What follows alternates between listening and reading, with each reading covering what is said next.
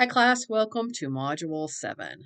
This is your final week of the course. So, you've done great work exploring the many dimensions of elections and campaigns, from party systems and campaign finance to topics like polarization, media influence, and voter participation. So, this week we're going to close by examining what ultimately drives election outcomes, how voters make their choices, and how polling helps us understand those choices. So, we're going to begin with Chapter 13, which is voter choice. The voter choice lecture is going to explain the major factors that influence how people decide who to support.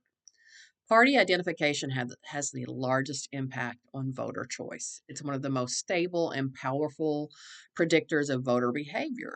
So, most people form their party identification early in life, often shaped by family and social influence, and it remains remarkably consistent over time.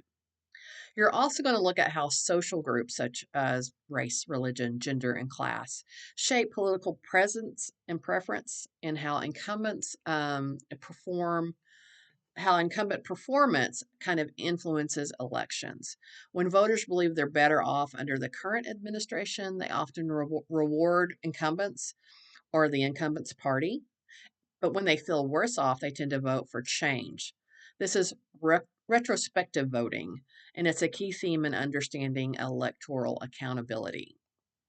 Beyond these dominant factors, you're also going to explore how issues and candidate traits, such as personality, honesty, and leadership, can affect decisions, though they're typically secondary to partisanship and social identity. So finally, the lecture examines how campaigns matter, even when the most voters decide early. So campaigns can still persuade undecided voters, reinforce existing loyalties, and prime voters to focus on certain issues, which shapes how we interpret candidates and events. And then the second half of this week focuses on polling. And the polling lecture explains how surveys measure public opinion, why accuracy for polls can be challenging, and how can shape campaign strategy and media coverage. And you're also going to learn about different types of polls: benchmark surveys, tracking polls, exit polls, and focus groups, and what each contributes to understanding voter behavior. You're also going to discuss why polls sometimes miss the mark. Uh, for example, there can be issues like sampling error, question wording, selection bias, and social desirability effects that all influence results. And you're going to see examples of how small methodological choices, like who's included, how undecided voters are treated, and when a poll is conducted, can really impact the outcomes of a poll. And the key takeaway is that polls are useful tools, but interpreting them requires caution and context. Um, so your final discussion is about what exit polls can tell us about voter choices. And this really invites you to kind of connect what you've learned throughout the course to our discussion topic.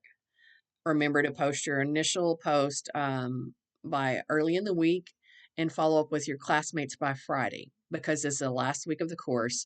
Our timelines have shifted a little. Your post is due Wednesday and your peer responses are due on Friday.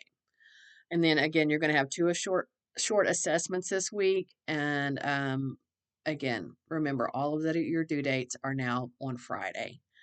As we conclude the course, I want you to take a moment to reflect on how far we've come, from the rules and the history of elections to the modern kind of dynamics that shape how Americans participate in democracy. So, understanding the interaction between voters, institution, and information is really key in making sense of our political process and ultimately to improving it. So, it's really been a pleasure to have you in class and kind of guide you through the course. Remember, if you have any final questions this week, reach out to me via the Canvas inbox because I'm always here to help. Thanks. Bye.